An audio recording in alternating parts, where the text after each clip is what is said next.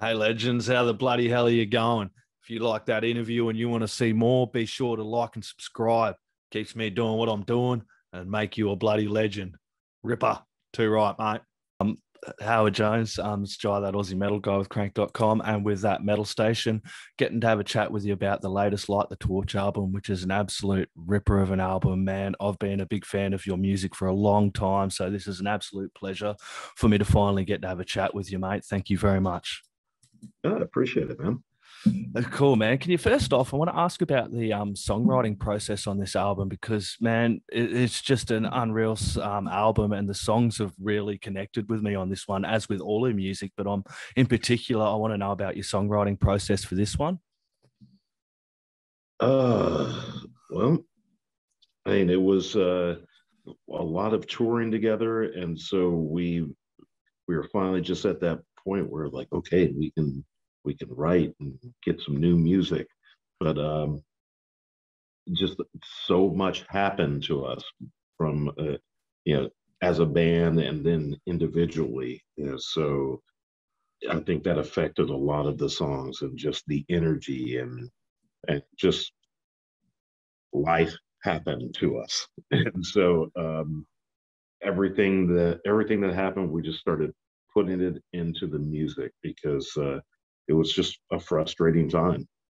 So yeah, that I think it came out in the music. Yeah. Can I ask about the first track? I want to ask about the track "Death of Me," man. Can you tell me a little bit about that track? Um, I think that may have been the first song that we wrote, and it's just the vibe it gave it. And I think once I wrote lyrics for it, it definitely helped give Fran more direction. We got a first batch. He gave me a first batch of demos, and I think that was the first one that really sucked me in. And I wrote it. We were off to the races there. Yeah, it's a cool album, man, and it's one with the singles "Let Me Fall Apart," "Wilting in the Light," and "More Than Dreaming" is just absolutely unreal, dude. Can you ask about the singles that have been released? Can you tell me a little bit about "Let Me Fall Apart"? Uh, Definitely a little different sounding for us. Yeah, Real big sounding song and big chorus. And, and I remember listening to it and just thinking gonna got to write something to match that. And so it wasn't one of those that I poured over a million times. It was one where I started writing them. Nope. You just had to put it to the side for a while. Just wait, it'll come, but it's not going to come with me working on it. And it has to have a feel to it. And yep. so if an idea finally showed up, and then once it started coming pretty quick. It was one of those songs.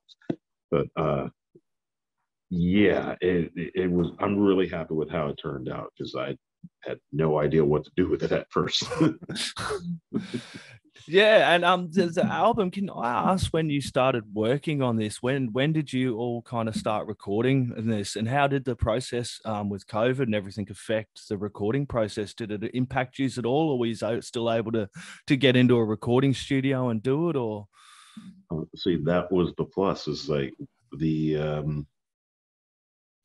it's like we had finished recording all of our parts, and then we went on tour with August Burns Red and Kill Switch Engage. So we had literally finished recording about 2 or 3 days before that tour started. And then 2 shows into that tour, the world shut down. So we finished it days before everything stopped. so And it was so it was a matter of sitting on this album and waiting till the right time to release it. Then I suppose, eh? well, sort of sitting on it, but the mixing and mastering just took an extreme amount of time on this one. Lots of going back and forth, but yeah, worth it. Definitely worth the trouble. Who'd you work with for the mix and master? Ted Jensen mixed it, or I'm sorry, Ted Jensen mastered it, and Joseph, who recorded the vocals on the last Light the Torch album, he recorded the vocals this time too, and along with Josh from As I Lay Dying, and he and Joseph mixed it. So yeah, I think I got all that right. Yeah, and the cover, I've got to ask about the Terence Trent Derby cover, man. You do an amazing cover. I've always loved your covers, man. From I used to crank the Eye of the Tiger off the Devil You Know album to my kids all the time, and they absolutely loved it, man. And all the other covers, the Simple Man one, I checked that out the other day, and then the covers you do are just unreal, man. Can you tell me a little bit about what inspired you to do the cover of that track on this album? That one was just fun coincidence. Francesco and I were having dinner. You know, we were at his place, and um, it was on a playlist, and just asked if I was into the song. You know, when it came on, I'm like, yeah, I love this song. You know, it was big on MTV and everything else. You know, back in the day. But he's from Italy, so we never really know like what was big there when he grew up, and so yeah, we were just talking about it, and yeah, that dude, he was so talented. Yeah, he did almost all those instruments himself and wrote that album like when he was 20. And so, yeah, Terrence Trent D'Arby is just an extremely talented guy. And so Grant suggested covering it. Like, oh, I hadn't thought of that, but yeah, I guess we could maybe give it a shot. Okay, think about it. And then a couple days later, he gave me the music. I guess I'm done thinking about it. I just got to do it now. So yeah, that's pretty much how it worked out, and really, really happy with how it turned out. Yeah, and with your vocal range, you can just about make any cover your own. It really is enjoyable hearing the covers that you do on these albums, man. It is a lot of fun as well, and it's good how it kind of ended out the album there. Yeah, yeah. Um, It's kind of a fun way to end the album, especially with the content of the album being kind of heavy. yeah, and I've got to ask about the project you've got with Jared as well. That was very cool. The Scion Project and the Blade track, that was pretty cool. How did that all come about? That was I met him when he took over for guitar from with Matt from Trivium. Yeah. When Light the Torch was touring with Trivium, Matt's wife, she was, pregnant and about to give birth, and so he left tour. Jared came in and filled on guitar, and me along with a couple other guys, we filled in on the vocals and kept the tour going. And just he was playing number one. Matt trusts him, so like, oh, this guy's good. I hadn't seen any of the videos or anything that he had done, but I know it's like he was good, and hanging out with him, liked him. I was like, hey, we should do something down the road. And then all of a sudden, about a year later, the world stopped, so we had time, and so I hit him up, and he was down to write, and so we started, and here we are. That's pretty cool because, like, I've noticed a lot of musicians like yourself have been trying to keep as busy as they can because we're all kind of stuck. It's the one time in the world that everyone's kind of at the same place together. We're all in this same position dealing with this as well, and sitting at home and trying to work and trying to connect with people. It must have been a busy time, but as well, being stuck at home, trying to create and work and keep on top of things as much as you can. Yeah, that definitely helped. It was just staying busy, it kept my mind occupied, and yeah, it just doing that and some other projects. It just took up all of this free time, so that helped. Album art. Who done your album art on this one? That was Francesco. That Ah, was my guitarist. that's cool. He's it's one of those things where he decided he was going to start learning how to do that, and boy, did he ever. He's got a real knack for it. Yeah, and you guys will be looking forward to getting back on the road. Have you got any tour plans, or how's things going in the US? I like to ask this question because it's different in every country, and I know it's pretty bad in a lot of places. I know we're pretty good in Australia, but how's it looking in Yeah. the US? It's like tour plans 2022 or count 21 out, and 2021 looks like it's going to happen. awesome. There's a lot of touring happening here.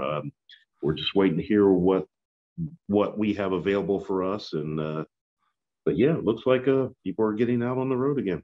Because touring's a big part. People don't realize, even big bands like yourself that, you know, have a lot of fans. Touring is a big part because people think that just listening to Spotify and they're supporting a band these days. For me, it's all about buying merch, getting along to concert tickets, and really supporting the band as well. Not just, you know, I listen to people and they see all these shitty ass playlists on Spotify everywhere, and people are like, support my playlist. And I'm like, are you really supporting the band if you're just listening to Spotify, buying albums? And I went crazy in 2020 buying records because I couldn't go to shows. It's a big part of the metal community to get along and buy vinyl and buy these albums like You Will Be the Death of Me, which drops June 25th, man.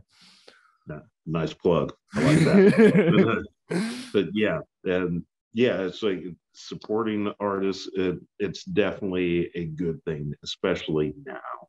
You know, just a lot of artists aren't getting to do stuff, and it's like actually I've been very fortunate to be able to stay busy, but a lot of bands, a lot of vocalists, a lot of guitar players haven't been able to keep going, or if they have, that's great. But yeah, support bands.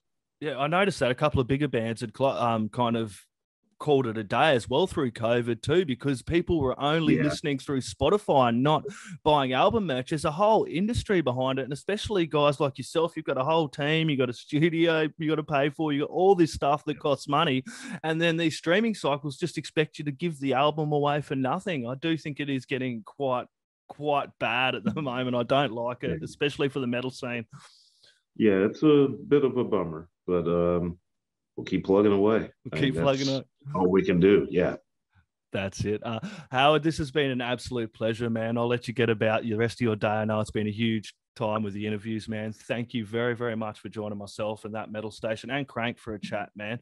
Did you have any last words, shout outs, or thank yous you want to add in before we call it? No, just we'll get there. We'll get there eventually. The world will open up. We'll be there sometime. Awesome. Thanks, COVID. Yeah, that's it.